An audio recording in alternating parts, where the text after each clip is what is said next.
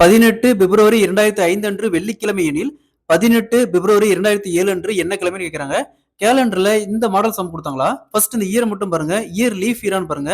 Leaf year அப்படின்னா பிப்ரவரியில 29 நாளுக்கும் இல்லைன்னா 28 நாள் தான். ஸோ என்ன இருக்கு? 2005, அடுத்தது 2006, அடுத்தது 2007.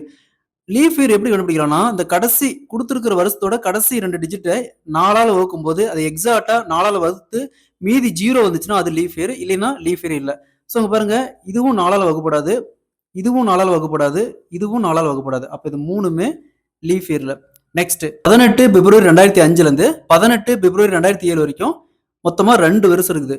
ஒரு வருஷமா இருந்தா இங்க கொடுத்திருக்கிற நாளுக்கு அடுத்த நாள். ஒரு வருஷமா இருந்தா இங்க ஒரு வருஷமா, அதாவது 2006 வரைக்கும் கொடுத்தாங்களா?